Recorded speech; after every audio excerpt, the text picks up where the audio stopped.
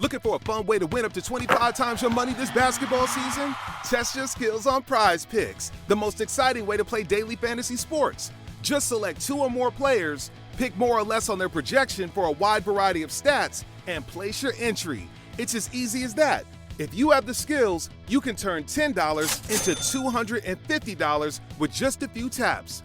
Easy gameplay, quick withdrawals, and injury insurance on your picks are what make Prize Picks the #1 daily fantasy sports app. Ready to test your skills? Join the Prize Picks community of more than 7 million players who have already signed up. Right now, Prize Picks will match your first deposit up to $100. Just visit prizepicks.com/get100 and use code GET100. That's code GET100 at prizepicks.com/get100 for a first deposit matchup to $100. Prize Picks, daily fantasy sports made easy. Hey, Adam Culbertson here. Before we begin, we got a promo from another independent podcast, so when you finish this episode, make sure you go and check them out.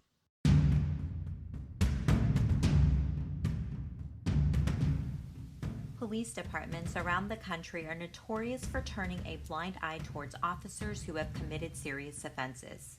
I'm Katherine Sheffield, the host of A Few Bad Apples, a weekly podcast that takes listeners into deep dives of crimes committed by bad apple officers. Not all policemen are bad, and in fact, I highlight a positive story at the end of every episode. Sharing these victim stories is my way to provoke change within police departments. A Few Bad Apples is available on Apple Podcasts, Spotify, or wherever you get your podcasts.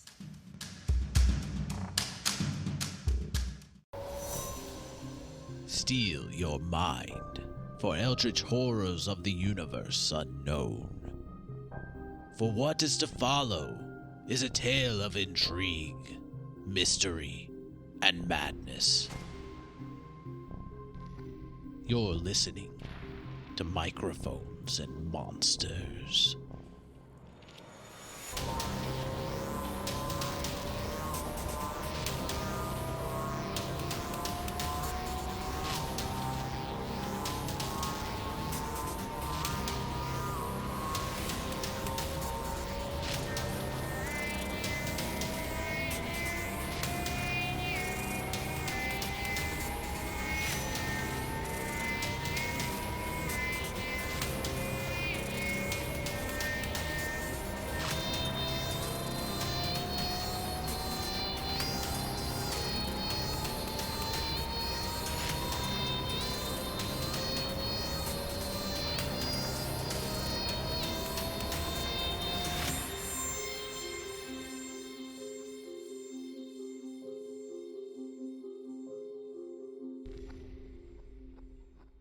Before y'all dive deep into like your downtime after like that Sarah had promised you, she did want to have a debriefing with you, get her and the three of you on the same page as far as what's going on, like what happened during the past month or so that since y'all joined and started investigating into Dalton, the King in Yellow, where the Tattered King, Pallid Mask, all the different iterations of that. Did we go weird over things it going on with all the people too much when the play thing came out, or was it like we just said, "Hey, the King in Yellow play," and they were like, "Go get it," and then everything else happened? Yeah, they had to they knew something bad was coming, so they had to prepare to try and defend the seal. Yeah, strengthen the seal. Yeah, because they were all in that seal room. Well, yeah. And then we came back, and then there was only one alive, barely. Yeah. Okay, that works. But they wanted y'all to stop the play from happening. And right. We kind of did, right? Yeah. I mean, we did in the sense that we were actually in the play. We were in the play. Hey, you were even casted for it. Yeah. We did in the sense that it became an improvisation act instead of the play. Yeah. But the ritual was still done. We don't like to follow scripts. We're an improv podcast. I don't like this. What are you talking about? This whole thing's scripted. Oh God, let me look. You're, Oh, you're wrong a sketch page. comedy troupe. I don't think we got many laughs that time. No. No. Dead air. Oh man. So like throughout the briefing, like y'all cover a lot of stuff that y'all did together. Like you have the same knowledge on all that kind of stuff. Anything that your characters had, or anything that y'all came across like individually that you felt was important, that Sarah should know, or the other two of you should know. I mean, I think Victor revealed most of what he found, and anything that he did find is kind of inconsequential or was covered by other stuff that the group found out. So, I mean, Yeah. like, The Pallid Mask definitely monologued a little bit there. yeah. A little bit. But he was trying to get you on his side. And Victor already told the guys about all the stuff with Dagon that he saw there. So we know that Dagon's still out there and a threat and all that kind of stuff. Yeah. Julian would do two things. One, I would go into depth about what I saw on top of the Tower of the Beast when I reached into the blood pool and kind of saw like the cosmic images and basically the understanding of different dimensions and pathways to basically get to those with like as much as I could. And then I would also give Sarah the dodecahedron because I don't think I really have a use for it, and I feel like it should probably be it's here. And I can see anywhere Richard. else.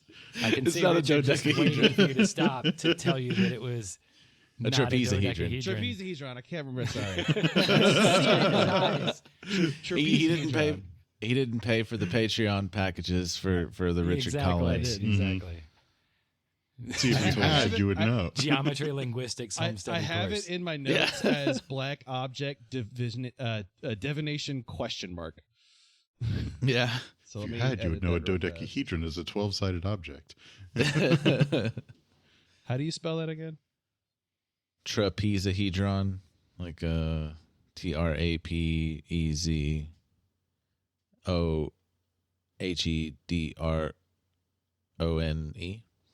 No E. No E at the end. Yeah, but no E. Otherwise, I believe that's correct. I think there's a 7 in there too.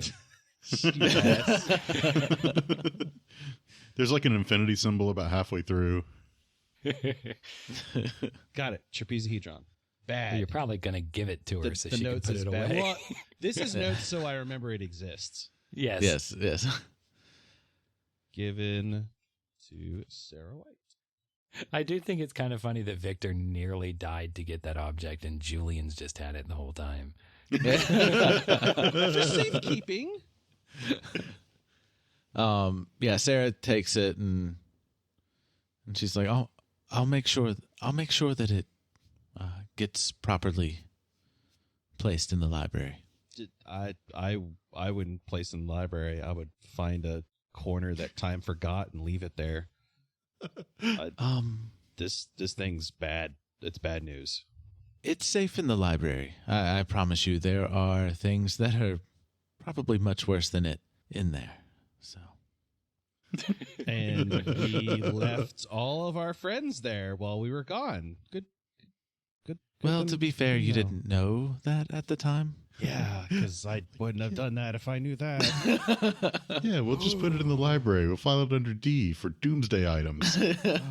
Or The majority of them turned out fine. A for apocalypse. You know, C for whatever. cataclysm. Cataclysmic failure. D for doom. Doom. 47 O's. Okay, well, it sounds like it's going to be in a better place than my back pocket. And Or I'm guessing Dagon's. Or Dagon's. you let the other two guys know like what's going on with it, like Oh yes. So Well, I guess you already did. I think I before. Yeah, I think I did. I'm pretty sure I did. Okay. Yeah, no, I did because I first brought it You up. tested when we were in the Dreamlands, and it almost in the forest. and and it almost killed Shadow. Yeah. Although he did say, "I don't want to dwell on this," and then he's just Well, I don't want to because I was trying to Yeah. to reach into it to figure out what it was. And then once I realized that was a horrible idea, of course I needed to know what it is so to know what to do with it. And now I know this doesn't need to be in anybody's hands, especially mine. Yeah. Yeah, and on that topic, Sarah is like, pulling this out like you did in the Dreamlands or in the Dream Lab, it answered some questions of mine on what is going on with the other Aleister, or Shadow, as you called him. I guess we kind of covered that with him being not an ordinary Dreamlands cat anymore. He's more technology than more like an electronic kind of. I'm He's trying more to think machine now than man. Oh, absolutely. He's not man at all. half robot, half cat, all cop. RoboCat.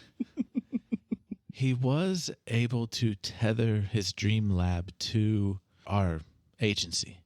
Maybe we can find a way to cure him, be able to get him back into the waking world. But I don't know how to go about doing that yet, but he will be following us no matter where we go. Oh, that would be quite incredible. He did make quite for good company. Yes. As well as the Ulthar and the other Dreamlands cats that are working. Well, Ulthar's champions and Tanasha. Tanasha is going to be a liaison between us and the cats of Ulthar. I think that's a very good idea. And they have been able to, with what happened with the key being lost and them being able to catch a ride, that all happening. I know. They're able to stay tethered to us and the Dreamlands that are connected to the waking worlds you might be going to in the future. Yes, more of the shields, I take it. Yes. Yes, and concerning the shields, so there's some interesting information that is maybe a bit beyond what the Palette Mask was really touching on. It seems that there is an entity that is at the center of all of this that seems to be the one to perhaps have created all of these shields. Some sort of protective measure. Some being that was maybe in line with, like, say, Hastur and Tulsha, that broke off from them. And Hastur seems to be none too pleased about it. Perhaps some sort of nexus of power? A legion of Eldritch Doom, perhaps? Yes. That's been our best understanding so far, but not having as many members as we used to have, Victor, as you've seen in the crypt, we've not been able to focus our attentions in multiple locations. And whenever you're done with your R&R, we're going to see about recruiting in other shields, in other universes. So, perhaps more Alaisters then? Perhaps. Or none of you may even exist in some of them. Well, that would be a rather poor existence. Debatable. Did we cover the people from other worlds that we've already met with Sarah as well? Baby and Skylar. Oh, yeah, that's a good That point. is a good point. We're all aware, but Sarah probably would not be, because I don't think we talked about that in the definitely did not. Dreamlabs. Yes, I can do it. Do it. Let me get my voice ready again. Well, Yeah, you thought you weren't going to have to talk as Victor today. yeah, Victor. Victor's dad. Do the Just Adam, give it some- Adam method. Yeah, there you go. There you go. Give it some Hey, vocal guys. warm-ups. Okay. Some good old vocal warm-ups. All right. So, on that note, we did encounter a few people from other worlds, other shields, I guess. The first day we arrived in the other Darkwell, we met a very strange creature named Baby. Strange is the word. Yes, it was a very strange thing. He mentioned something about a space station, and he had a diaper that he could pull almost anything out of. And he was a king. I think he was just making that up, Julian. I mean, can we confirm or deny that, though? Most people aren't kings. I'm just saying. I mean, by very nature, they can't all be kings, or else nobody would be a king. True, but I mean, he had this. I don't know. He had this air about him. I couldn't put my finger on it, but it seemed. I to feel like that come was of- flatulence. I don't. I mean, yes, it was gross, but at the same time, he wielded like I can't put it into words, but there was air about him that seemed of nobility and purpose that was, I guess, not something that we've come across. His powers and abilities don't seem to be anything like we've seen before, and probably won't see again. Yes, we could only be so lucky. Man, it seems like a very odd but powerful being. Yeah. Yeah, And then we met a invisible god in training. An invisible god. Yeah, they were able to control technology and taste people. taste people. That was the weird bit. We left them in Servetus as we were leaving. They didn't follow into the Dreamlands. Yeah. Did we say the name? No. So the entity's name was Skylar, and they were really nice. and I would say critical to us surviving that whole situation. I don't think we would have gotten out of there alive without their help. Yes, they were definitely much preferable to the other one. Maybe they were able to dispatch Dagon down in Servetus. I hope so. Perhaps, but I suppose we have no way of knowing at this point. Yeah. I, for one, do not plan on going back to that world anytime soon. No. Victor, you wanna take a trip over there, see what's going on, see how Dagon's doing? Yeah, I'll be back in 3 days. See you guys later. Well, you go ahead. This time I'm napping nowhere near the portal. I got some time off. I'm taking it. Perhaps I can convince some of the champions of Ulthar to take an expedition down there. That would be Good luck, because it's underwater, and I don't think any of them are any more keen on going down there than I was. Maybe some of those without fur. Yes, I think. Oh, I mean, is that if you don't have fur, it doesn't affect you?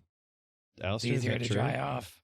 I don't know, and I don't really want to know. Well, I mean, there's only one way to really test this. We have to shave Aleister and then test it ourselves. It's the only scientific method that I can think of. I mean, Ulthar's got scutes like a turtle. he could go down. He's turtly Hold enough his for the breath. Turtle Club. It's like a turtle. I was prepared for that phrase today. You just imagine Ulthar just kind of like waddling around. Now I'm imagining him doing the Master of Disguise. I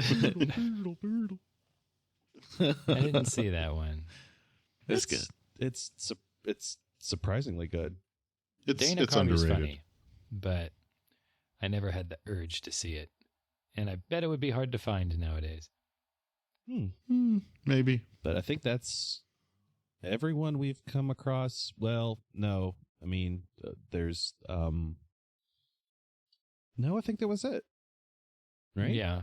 Those are the two people that we've interacted with out from completely different dimensions. Yeah. That I was weren't trying to think if there's any other dimension hoppers that we came across. the Beast, but I think we would have covered that one extensively. Yeah. Yeah. All right. So that was y'all continue talking about everything that happened after that, and yeah, y'all are able to do whatever you want, prepare whatever you want, for an extended amount of time, long enough, like no specific amount of time, just long enough. Okay. Does anyone have anything like on deck, I guess, as it were? Well, for me, it would just be reading up in the library on pretty much everything that I can, especially with all of the new information gained since the last time I had access to a real library. And trying to do some bonding with Evangeline. Oh. I mean, if I can't have my Evangeline, I may as well, become Take more someone like else's? friendly with. Not necessarily like. That hate, Aleister's still around too. Like she could literally go see him, probably. That's what I meant. And just borrow your bracelet and go see him. This one is mine. Get your own.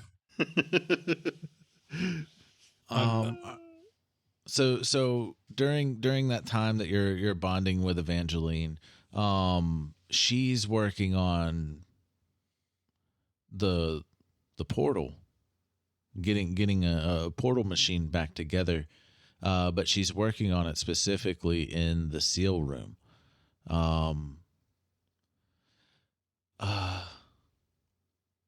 And she kind of scrapped the idea of creating a portal with the seal down there, but she's more trying to connect her and Shadow's technology to like connecting it to the seal to be able to control. Her goal is to be able to control the targeting locations to go to. The destination. Destinations, yes. Yes, it's a navigational system. Yeah. Well, I would gladly help It's her a with that. UPS, Universe Positioning System. Yeah, because that acronym isn't already used enough for enough things. And also on the side, she's trying to come up with a way to get Aleister back into a waking world body. I would definitely basically. be more than happy to help her with that. Aleister got his groove back. And that's basically what you do throughout the time. Did we talk about any more knowledge you got? We talked about it outside of this, yeah. Okay. Did you want to cover that? Yeah, like what does his new thingy do? Is what I was curious about. Oh, that? I don't know if That I don't little know guy? if- Don't worry about that little Yeah. guy. No, the new body part that fixed or whatever. Yeah. Well, suffice it to say that Aleister would not have had a chance to really test it in like a more combat applicable situation, but just with kind of idly testing things, well, it seems that I would be able to maybe undo things that I didn't want to happen. Huh. So it's a mulligan generator. Yes, something like that. Cool. Except I'm not really able to undo my actions, it seems. Like, it seems I'm only able to really undo the actions of others, particularly as they maybe pertain to manipulating someone or something. Oh, neat. I like how like it's like Steven talking to Aleister right now. It's like, thanks for filling me in, Aleister. You okay? Just walk off. Just walks off set and starts talking to someone in the audience.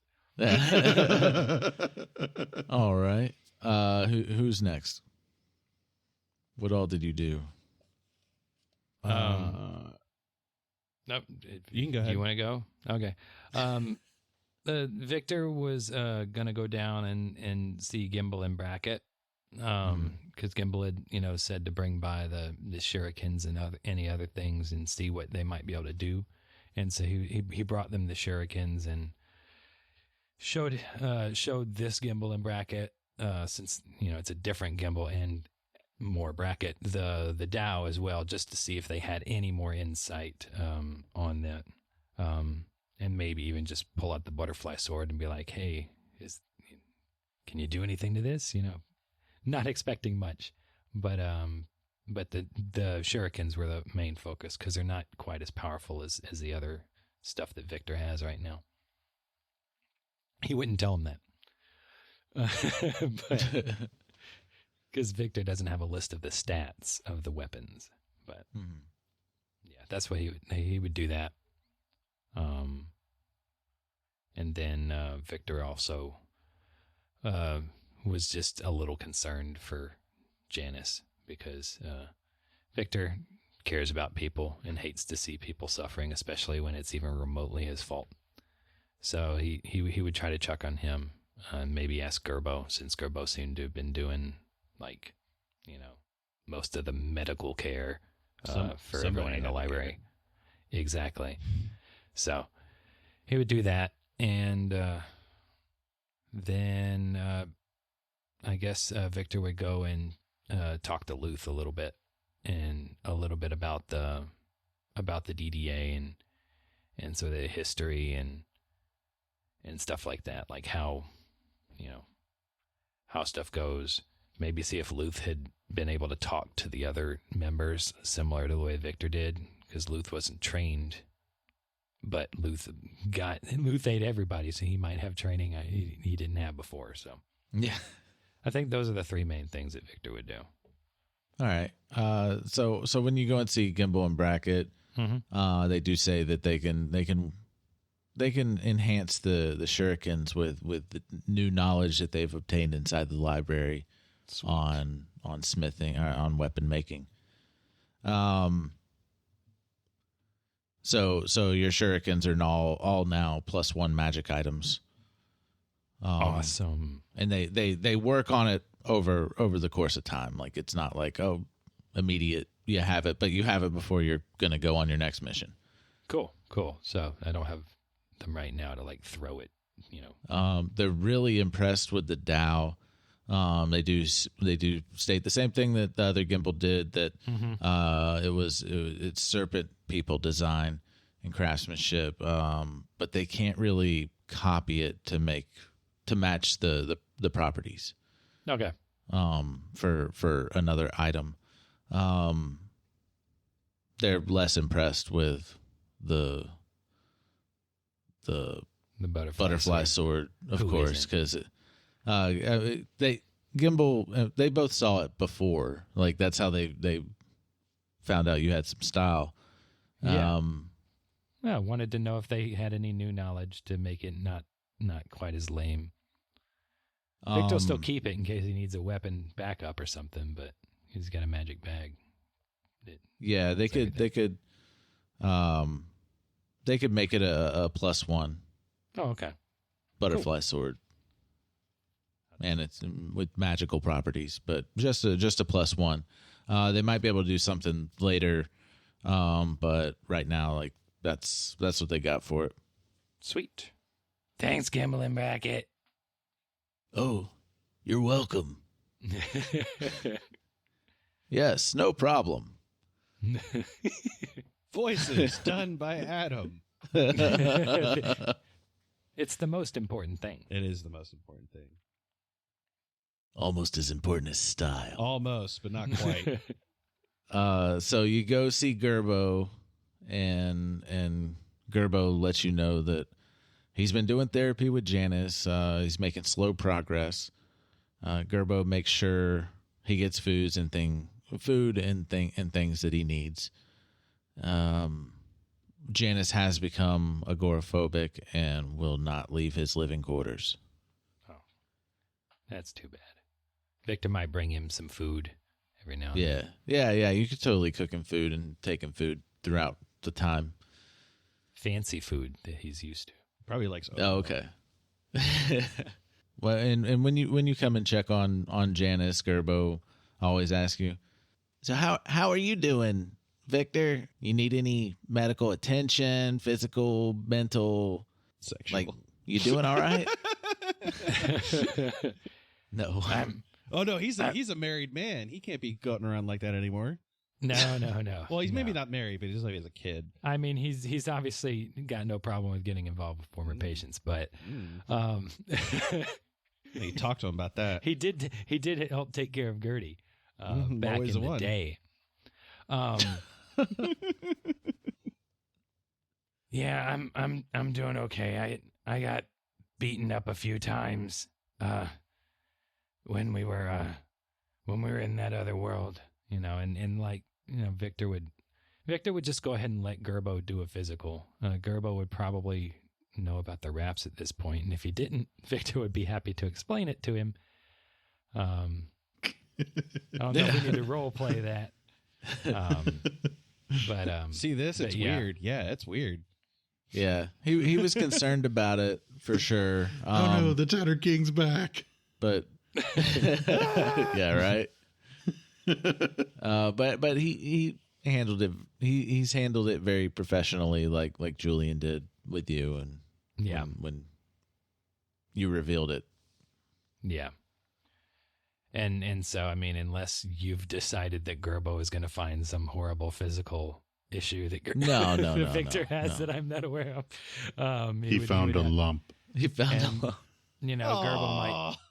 Gerbo might talk, or Victor would probably talk Gerbo just a little bit about everything that happened, how stressful it was, Mm-hmm. He would probably fill Gerbo in on his backstory, kind of like he did Julian, because he's a doctor-patient confidentiality. Sure. Victor's kind of an open book, but only when necessary. So he would have those conversations. Gerbo's one of those people that you just he's a feel very like good you listener. can talk to. You can talk to Gerbo, Yeah.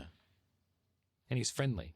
Gerbo's probably the second most friendly person, or maybe Manrose. Manrose is very welcoming, but yeah. So that's what would happen there. Yeah, like Gerbo, and throughout all this time, like y'all hang out with Gerbo, y'all hang out with Aleister Creel, like everybody kind of hangs out with each other. Y'all are finding different areas that the elevator can take you to, like a rec room and like a insert series of filler episodes where we basically like mix and match like all the various characters so that we have interactions with everybody. Yep. Coming soon, the episode with only Victor and Aleister Creel. In the lounge with the wrench. Oh no. But yeah. Y'all find just different areas. Like you got a place you can like exercise or like practice fighting. You got like just comfortable, relaxing areas that you can take a book from the library and go sit down and read. Get one of those the thing from Ip Man, the wooden pole with all the other wooden studs out where you do the Oh yeah. Victor can do that. I don't know what it's one called. of those practice dummies. Yes. Yeah. I'm sure that there's an actual name for it. But Sure. Victor would totally. I tried to do it last session, but it was overridden by way more important things. But Victor would find a dartboard because he's been carrying around 10 darts for this entire campaign. Oh, you set it up in the recreation room. Yeah, exactly. Yeah. Or there's one in there. There's totally a dartboard in there, and you got your own I've got my Darts. own darts, my personal darts. I lost my dartboard years ago. This is Victor lore. Yeah. Or maybe he's just so serious about darts, he has his own personalized set, so that whenever he plays darts, he just breaks it out. Yep. Yeah, like someone who plays pool has got their own cue. Yeah, exactly. Exactly. Yeah, he takes out the darts and like screws on the tips individually.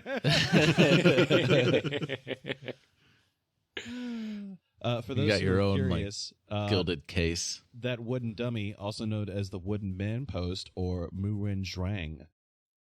Okay. Oh. Or I guess in Japanese it would be mokujin. I think this is more of a Mandarin thing. Well, yeah. Specifically that variant because it's used for Wing Chun. Okay, so yeah, you do spend time with Luth. Yeah. He fills you in on things of DDA past. You do find out that yes, there's other DDAs, quote unquote, but they've all gone by different names in the past. But it seems that nobody else has been coming in other than the ones from y'all's world for a while. Like the DDA wasn't able to reach out and go to all these different locations anymore. But Darkwell Detective Agency, other places maybe named different things, Right. or at least those branches were named different things to blend in more with the world that they're in. Right. So if there's not a Darkwell, it wouldn't make much sense to call it the Darkwell Detective Agency. Yeah. I mean, maybe it's just one of those mysterious things. Like, how did it get its name? I don't know. And I did think of one other thing that Victor would do just now. So sorry I didn't think of it sooner. Should be sorry. But Victor would also visit the Stouthearts and see if they have the ability to magic up crypt folk fleshy food similar to what Eliana did, where it doesn't have specific memories and it didn't necessarily come from someone specific, but it is nourishment for a crypt folk, because he really did enjoy that part of Averdale and would like to not necessarily have to eat people and experience their lives in order to, have breakfast. Because it just reminds you that you're eating people. That's exactly why. It was very nice to It's have like that people experience. tofu. I was thinking like you become so like either you hate it and it becomes a constant nightmare, or it's so like just inconvenience. It's like, oh, every single time I have to eat a French fry, I have to watch an episode of The Office again. I've seen this 95 times. Yeah. I know it by heart. Well, exactly, because Victor makes rations out of the things, because he doesn't want to eat like all kinds of. He doesn't just take a bite of a corpse and then walk away. He prepares it. So he has the same person, and sometimes it would be the same stuff, and some things you don't want to experience. I mean, it'd be like getting a bad cut of meat from the store. You don't save leftovers of that, and so he's got all those rations, but a lot of them have memories and stuff. So he wanted to. I apologize because we were supposed to give general ideas to Adam on what we were going to talk about, and then just flesh it out, while we're talking. And I didn't think about that until just now. That's something Victor, especially since they were able to conjure up a fish out of nowhere for Aleister. Could they do it for Victor? Go. I have a question for my own curiosity. If you made a dish that was composed of multiple people, how would that like experience? a turducken, but like like an orc and a or you make like a gnome inside the orc. You make like a halfling inside the gnome. Yeah. Oh my God. Would it How just would be that like work? it would be like a fever dream, I would guess. Yeah, would it just be like a rush of like incoherent memories and experiences that just didn't make sense? I imagine that whatever I imagine it would be like flavors where it would kind of mix together, but the strongest one would probably win out. Would be my guess. Okay. Well, the strongest one is the setting, and then the characters are filled in by another. And See, I would think that they would kind of just like be one after the other. So it's like you're just like a slideshow. It's instant. It's instant as well. Like in real time, it's instant. Yeah. And you just instantly have those memories. So it might be a little incoherent at first because it's instant because you have them, but it takes a minute, even if you're just thinking of your own memories, to partition stuff out. Hell, so I'm thinking it could also be kind of like a drug to some crypt folk to have that a wave giving him bad ideas now, a bunch of memories all at once. That rush to where you get a rush from it. So I could see that. Want to do that. That's the opposite it's like of what Lur, Victor wants. It's like Lur in Futurama. A turd ducking for. Oh, that hippie's really kicking in. That description is the an orc worst. gobbling.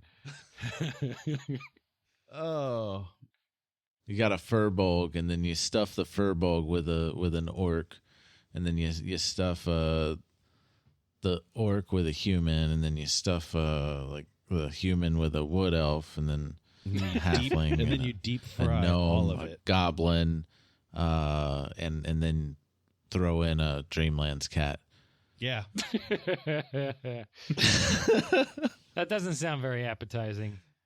Sounds awful. It really wouldn't look like a turkey stuffed with a duck stuffed with a chicken. I know. And so Victor wouldn't really want to do that. I know. I know. But yeah, but can no, the Stouthearts make blank crypt folk food? Well, I never thought I'd get this request before, but I don't see why not. Like, how much do you want? I mean, I would just need A an lifetime's amount worth. for myself, per day. I could pay you for it if I need to. Obviously. Oh no, it's we live here. This is our home now, so. Well, how about in exchange I cook your family a nice dinner every week? Not with this stuff, right? No, of course not. No, I'd cook you whatever you'd like. All right. Yeah, I could totally do that up for you. You want a certain consistency? I'll make a list. Just I've got a few recipes in different types that I use for those. So I'll make up a list, and that way I'll just get you a list every week when I have you over for dinner. All right. Now I will tell you the food spoils after 24 hours, so I can prepare it for you daily, or we can prepare it for you daily. Yeah, I'll come up with a weekly list of every meal per day. And if I'm out on assignment, obviously you don't have to. All right. Thank you so much, Mr. Stoutheart. You're welcome. You're welcome. You're welcome. Like all three of them are just like when. I thought I was just talking to the dad. I forget his name. I can't ever remember. I can only remember Tony. Dastrin. Dastrin. I feel like Victor would probably call them Mr. and Mrs. Stoutheart. Yes, and only I think you just have in the Tosher. past. Yeah. And so that Please, Mr. Stoutheart was my dad. You can call me Dastard. Yes, I could. I can't remember his name. We don't need to be formal. We're friends. Well, thank you, Dastard. I'm really glad you feel that way. Victor is thrilled with all these new friends. Yeah. They're not even all only being his friend out of obligation. No.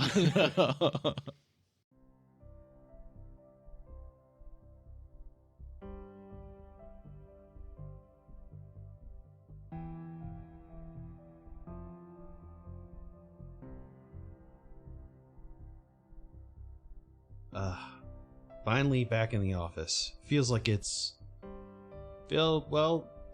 been forever. I kind of have a little bit of trouble recognizing this place, and oh god, I have to do debriefs and meetings now. I'm not looking forward to that. I just kind of like it when it was just the three of us and pitted against the awful evils of the Pallid Mask. Dagon. Ugh. Although, Sarah did bring up something interesting. When I handed over that awful thing, she mentioned the more dangerous objects than that was peculiar. I wonder if those objects are kind of similar to that thing that Hastings was showing me. I need to go back and review those materials. Maybe I can do my own kind of research on it as well. When I have time, of course. Thank you all for listening to the episode and gearing up for our new run into Season 3. Please visit us at our website, mikesandmonsters.com, for information about the podcast, links to our Patreon for bonus content, as well as merch. As always, all music is written and produced by Marco Mazzei at Fallen Highway Studios. And if you're listening in 2021 for the summer, our group will be headed over to the Mad Monster Expo, taking place in Charlotte, North Carolina, September 3rd to the 5th. So if you could, we would really appreciate if you guys would show up if you're local and see what's going on there. I have never been to this expo, but I'm really looking forward to it. It's got a huge lineup of a lot of different stars and guests. So check it out. And yeah, see ya.